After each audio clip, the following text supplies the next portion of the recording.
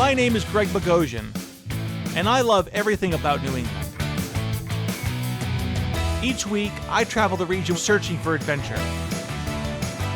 And along the way, I visit the places and the people that make New England extraordinary. This is New England like you've never seen it before. This is New England Traveler. I am here today in historic Salem, Massachusetts for an adventure you are not going to want to miss. Today, I'm visiting the historic Salem Witch Museum and the Real Pirate Museum. You want to join me? You ready to go? Let's check it out. Salem, Massachusetts is a historic coastal city in Essex County, Massachusetts, located in the North Shore region. It is home to a wide variety of historic attractions and points of interest, like the House of Seven Gables, the Witch House, and America's oldest home, the Pickering House. It is also the location of the infamous Salem Witch Trials of 1692. I started off my day in Salem with a visit to the well-known Salem Witch Museum, where Rachel Chris Doan shed some light on Salem's dark past. Rachel, the Salem Witch Museum has been here since 1972. So what do you attribute to be the success of the museum? It's such an engaging educational style. It makes them interested in this story that's so important for American history. So the idea of a witch hunt is, of course, none of these people are actually guilty of the crime of witchcraft. It's a supernatural crime. It's impossible to be guilty of what these people were accused of doing. The Salem Witch Trials occurred between February 1692 and May 1693. More than 200 people were accused. 30 were found guilty. Of those 30 victims, 19 were executed by hanging, 14 women and 5 men. One other man, Giles Corey, was pressed to death after refusing to plead. At least 5 additional victims died in jail. When we look at how a witch hunt plays out, we understand that it's a crime that is ascribed to people during times of great fear and tension.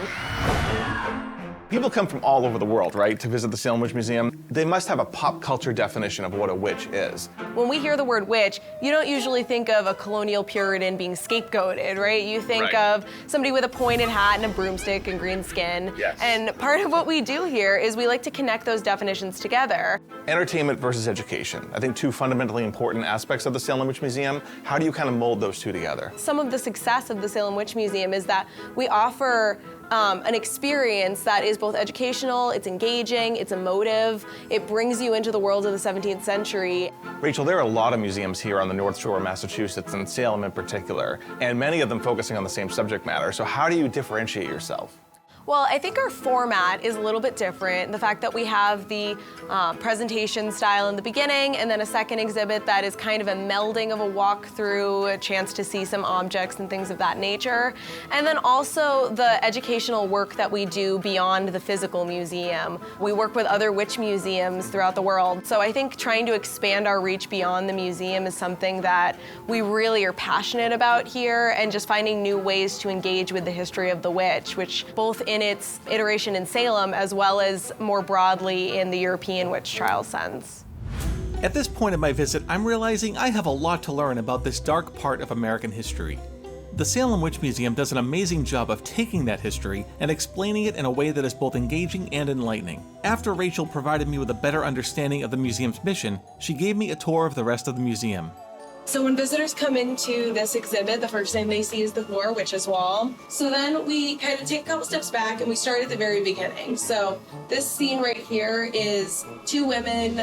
They're fictional stories, but they're meant to show basically the people who are the most vulnerable to witchcraft accusations. So here we talk about the witch that most visitors have in mind when they think of witches. And then we have, this is the Wonderful Wizard of Oz, right? So this is the... Yeah, this is the first edition. And the Wizard of Oz is important to the story of the evolving image of the witch. Actually really impacts the way we think about pop culture witches. The good witch comes from the original book. The first time witches are portrayed as good in popular culture is in The Wizard of Oz. The Salem Witch Museum offers an extraordinary look into a dark period of American history that is both educational and entertaining. I highly recommend you make this family-friendly destination a part of your next Salem adventure. There are real pirates. We have real pirates. We've established that the Real Pirate Museum actually lives up to its name because there are real pirates here. Are you ready to join me? Are you guys ready? Yes. Yes. All right, let's go, guys. Come on, let's go. Let's go. Come on. Come on.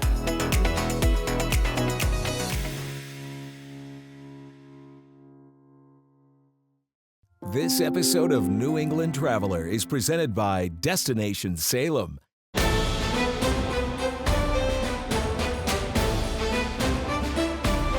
Rachel Christone gave me a lesson in the history of Salem's witch trials of 1692 at the Salem Witch Museum.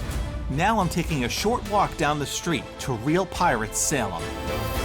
I am here at the Real Pirate Museum in Salem, Massachusetts. Now let's go inside and see if the museum is going to live up to its name. Bill, what is it that fascinates us to this day about pirates? One word, Greg, freedom. It was specifically freedom of the seas. In the 1700s, the golden age of piracy, when they became pirates, they became somebody. They had a life, they had freedom, they could enjoy their life. This is called the Real Pirate Museum because it's about real pirates. Absolutely right. In fact, what we focus on here is the 5 R's. So real pirates, real treasure, and it's treasure, by the way, you not only can see, but you can actually touch. You can't do that in any other. Can I touch it? You can touch it. I can. I'll let you touch it. All right. You can touch it. We have it on camera. You can't take it, but you can touch it. Oh, I should have said, can I take it? Let's see how much of a pirate you really are, Greg. So, and then we have the pieces of the real pirate ship, the wreck. We have, in fact, the map. There was a real treasure map that led to the finding of the treasure. And then, as you say, we have the real life adventure of Barry Clifford, one of the world's most renowned underwater explorers. Barry Clifford is an American underwater archaeological explorer. His unprecedented exploration resulted in the discovery of the remains of Samuel Bellamy's wrecked pirate ship Whydah. The Whydah is the only fully verified and authenticated pirate shipwreck of the golden age of piracy ever discovered in the world. To date, more than 200,000 artifacts have been recovered.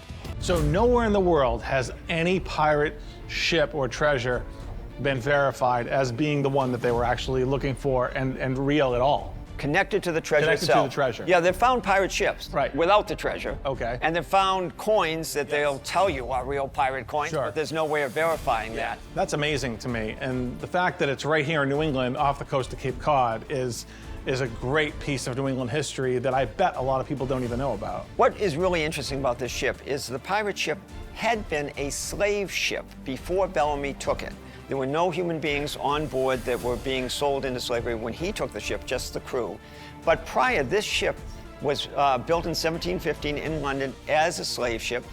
And one of the things we ask people to do is open their minds about preconceptions of pirates and the nations of that day.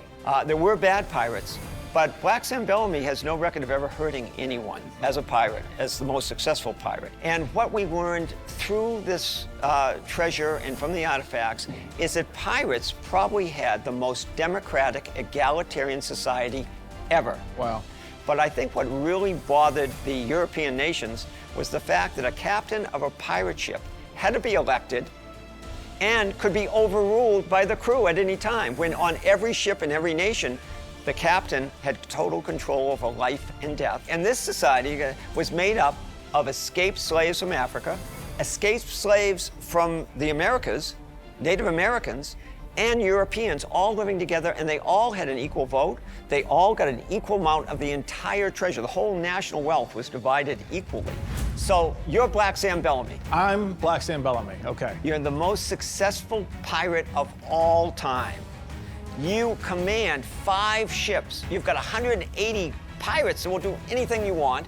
You're going to the Canada-Maine border to set up your new country, and you're picking up your girlfriend. What could possibly go wrong, right? Well, April 26, around midnight, 305 years ago this April. So Bellamy's heading out, and a storm comes up very suddenly, a nor'easter. Hurricane force winds, waves that are 30 feet high, and that's driving him right into the shoals of Cape Cod. He can't row against it, even though the galley had oars. He can't sail against it. According to the transcripts of the 2 survivors, of 146 pirates on the Whydah, only 2 survived. They said the ship went down in 15 minutes because they had accumulated 40 cannon in the bottom of the ship as ballast. When that ship went over, the cannons fell through the middle deck and the lower deck, taking all the treasure with them, and the ship went right down. So far, after talking with Bill, I can't imagine why the life of a pirate has been romanticized. Seems pretty frightening to me, but I still can't wait to get my hands on that treasure.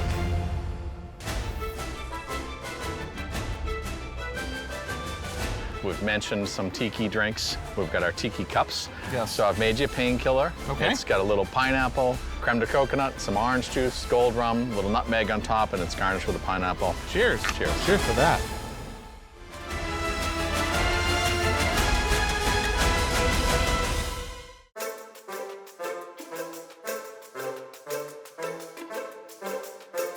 When you think of pirates, your thoughts may turn to the skull and crossbones, a cannon, or the bell of a pirate ship. But what about the pirate's beverage of choice? Rum. I was invited by Eric Glass and Elise Barbash to explore their craft distillery, where they have turned their passion into a spirit worthy of a real-life pirate, with Rumson's Pirate brand rum. Eric, I've got to ask, why did you start a rum business? So Greg, I love rum. I was a rum sipper for years. I love the Caribbean, I love the Bahamas, I love the rum punch drinks, I love sipping rums. I like a good Cuban cigar, and they all kind of go together. All of my rums are sippable. The gold rum has a beautiful rum flavor. It just finishes real quick. When you put it in a cocktail, it adds a nice rum flavor to it, and it doesn't overpower it. Spiced and coffee are my two flavored rums. Spice is all natural flavors. There's vanilla, nutmeg, cloves, cinnamon. There's a couple secret spices in there, and I sweeten it. It's fantastic in citrus-based cocktails, or I float it on a lot of things.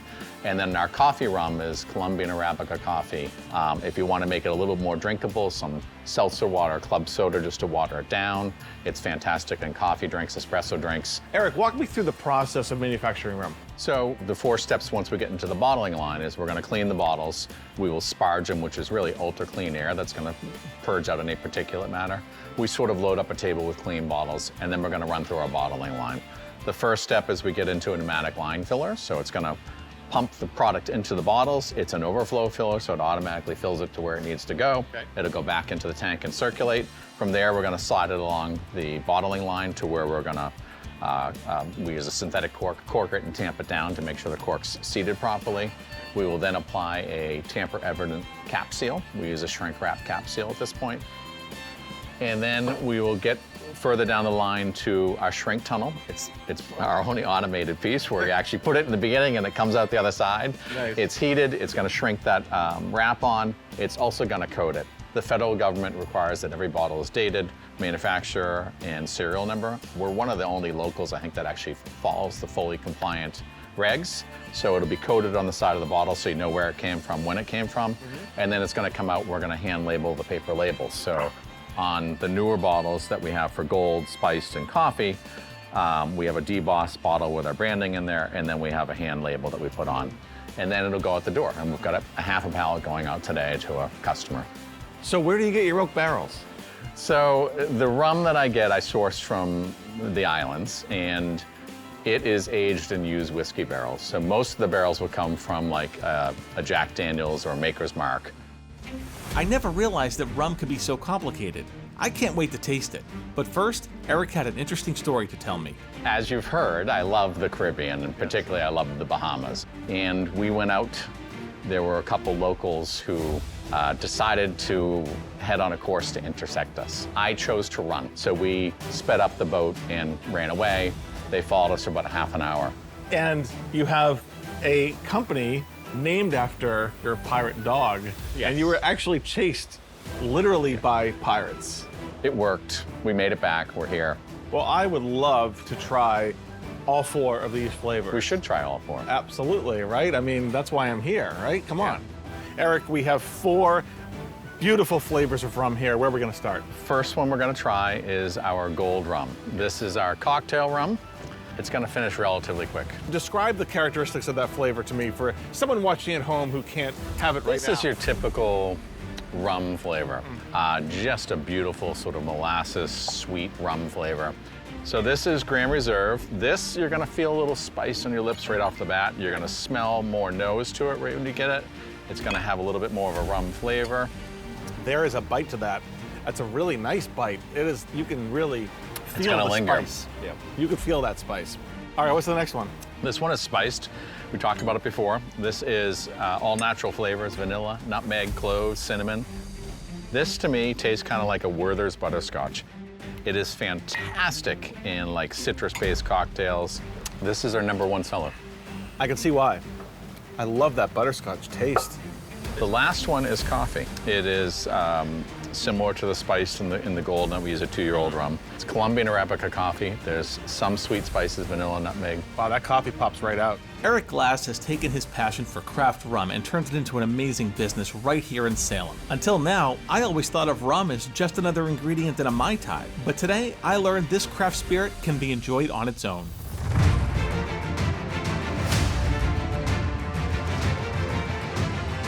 And this cannon would have been number 16. This was one of the original 18 cannon on the Whydah galley.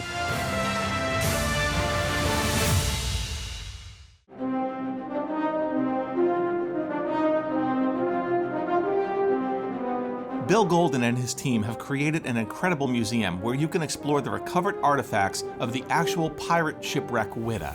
The reason we can say we have a verified pirate treasure and all these artifacts, the coins, everything are real pirate coins is because of the bell. The bell was discovered in 1984, and when it was discovered, it linked pirate Black Sam Bellamy directly to the coins and other artifacts. Wow. Well, one of the things we focus on is the fact that this was a slave ship before Bellamy and his pirates took the ship. The Whydah was named after the port of Whydah, which was a major slave trading port in West Africa in the Bight of Benin.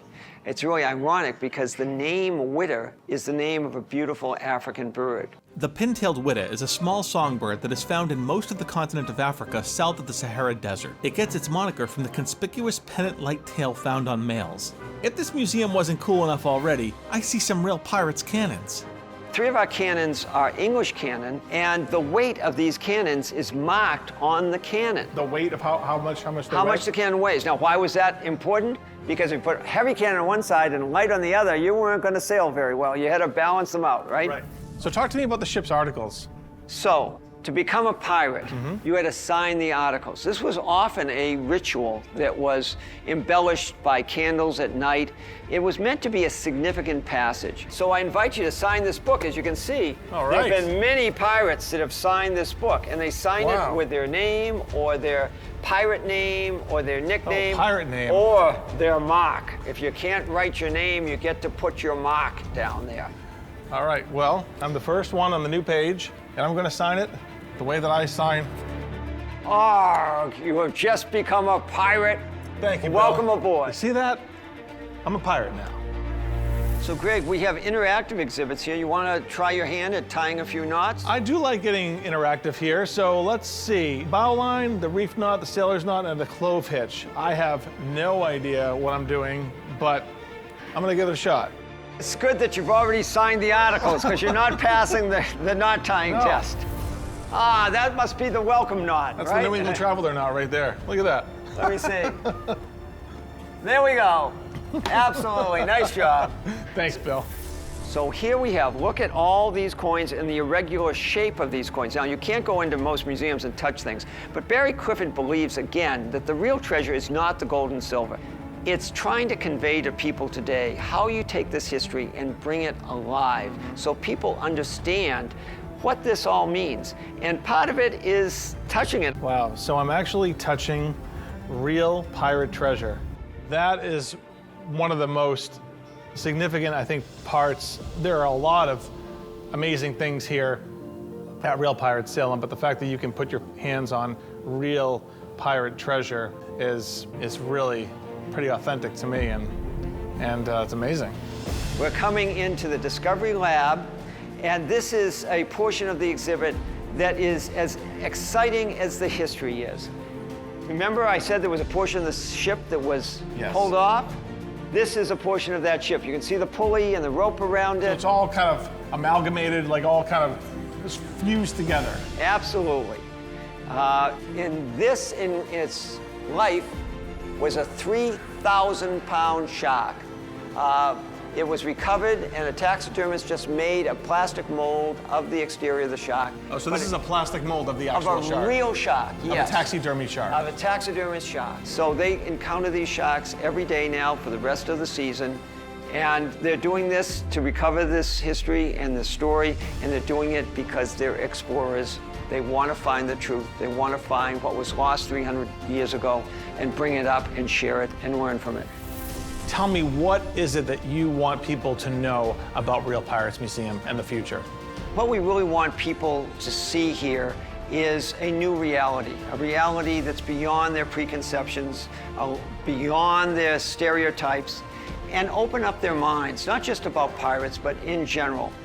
We need to see freedom and freedom of the seas, that spirit in everything we do. It's a spirit of exploration, of discovery, of the realization of the full potential of the human spirit. I had no idea that Real Pirates Salem would offer such an interactive and educational experience. I have to say, I'm impressed. My only regret is that I wish I had more time to explore. I guess I'll have to come back. In this episode, Rachel Christone showed me around the Salem Witch Museum and gave me a history lesson on the Salem Witch Trials of 1692. Bill Golden invited me for a behind-the-scenes look at an authenticated pirate shipwreck at Real Pirates Salem, where I got to put my hands on some real pirates' treasure. Then I traveled to Rumson's, where I met Eric Glass to learn about the process of distilling craft rum. And before I left, Eric made sure I got to enjoy a tasting of their delicious spirits. I hope you enjoyed the Witches and Pirates of historic Salem. I'm Greg Bogosian. I'll see you next time on New England Traveler.